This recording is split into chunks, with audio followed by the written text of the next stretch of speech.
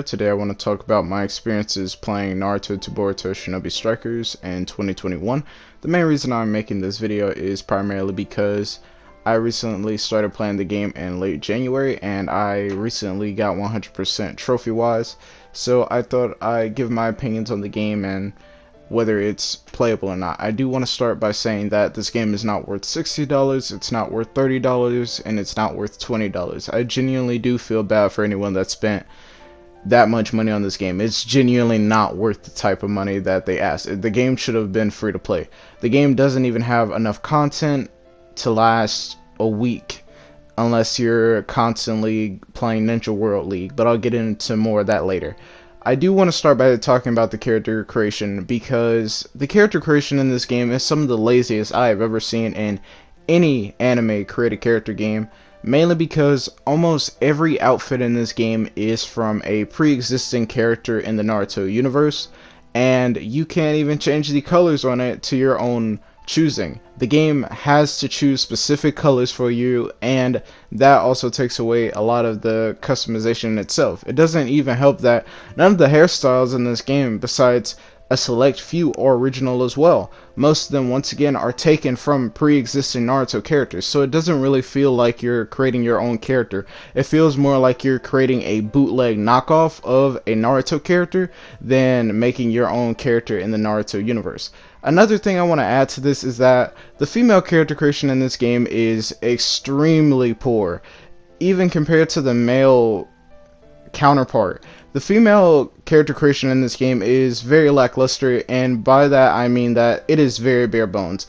Most of the female characters in this game look the same. The only thing you can change about the female body type is the height. I'm not saying that I would want to change the bust size or anything like that, but having the ability to have a more muscular or chubby female character would have been more engaging instead of having all of them be extremely slim. With that being said, I can say that the atmosphere overall for the game, the art style, and the presentation is actually very well done. The game doesn't have a AAA budget like something like the Storm series or anything like that, but it is serviceable. Now I want to talk about the gameplay. The gameplay is where this game shines for the most part. The gameplay offers 4 different types, similar to something like Overwatch or Paladins. You have attack, ranged, defense, and healer. In my opinion, I think the worst class in this game by far, without a doubt, is attack type, DLC, and all. The primary reason for this is because attack type doesn't have the ability to heal themselves like defense or healer can, and it doesn't have the extremely good range advantages that ranged has. The only way that attack types are really consistently good is when you're playing with claws. I'm not saying that you can't be good and not play with claws. You can play with hand-to-hand combat and still be good, but it's a lot more challenging when you have to go out of your way just to get one elimination off of another person. When it comes to range is the secondary type that a lot of people will play, especially on Capture the Flag, because of Chidori and the abilities that a lot of different characters give you. For example, Konan has her ultimate where she can just fly across the entire map. Datara can just place his C4 birds on point and keep you off of them. Stuff like that really does make range shine in certain game modes. Defense and healer are definitely the more primary classes that you'll see a lot more people playing throughout your time playing Shinobi Strikers, primarily because they are universal in almost every mode. The only downside defense has is the fact that it cannot always catch up to every class. For example, if you're chasing a healer or attack type, you're not always going to be able to catch up to them, and definitely not a range type. This brings me to healer. Healer is the class that I do play, but I don't actually enjoy playing it that much depending on the game mode. There will be a lot of times where you are playing with new people, old people, anything like that. You will be having to play a healer because everyone will either want to play attack type, range, or defense. Playing healer is very beneficial to the team, and by far the most important type in the entire game. But this does become very boring when you're practically not getting into many engagements, or you're just getting jumped by a bunch of people because your teammates are off doing their own thing. Now, some people will say that you will need a team to play this game. I don't think that's entirely true. You can have fun playing this game solo, but just know that when you are up against a full party of 4 people, there's a high possibility that you will lose that fight. To add on, this game has nothing but 4 maps. The game launched originally in 2018 and they have not added any new maps. From the moment you start playing this game to the moment you stop playing this game, you have pretty much seen everything this game has to offer. That does mean that you'll probably get bored after a week or 2 of playing the same map, but the game does have 4 different game modes that are somewhat enjoyable. Barrier Battle is where you have to fight Gamagichi or defend Gamagichi.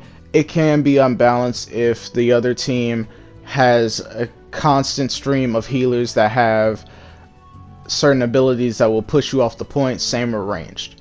And in Flag Battle, which is definitely unbalanced when it comes to ranged and almost any other type in the game, they can spam Chidori to get to different locations on the map a million times faster than you can even keep up with them, even by air dashing. Then you have Combat Battle, which is basically just TDM. It's not a bad mode, but it's not good. And finally you have Base Battle, which is a form of domination. All of these game modes aren't really bad, but they're not really good either. It's just something that you'll probably play on the side. I don't recommend playing this game as something competitive or anything like that, because this game has a problem of having many cheaters that will double cast. Double cast means that they will be able to use multiple jutsus back to back, or you'll constantly get kicked out of lobbies because of the game running on peer-to-peer connection and not general servers. This will be incredibly annoying when you're trying to play something like Ninja World League. Ninja World League is the game mode where you get rewards. The problem with Ninja World League is almost all of the rewards are timed, and this goes for all of the rewards that make your character actually look cool and not very bland like the default outfits. This goes into the fact that Ninja World League will be active for 2 weeks, and you have to wait 2 weeks for the item shop to reset.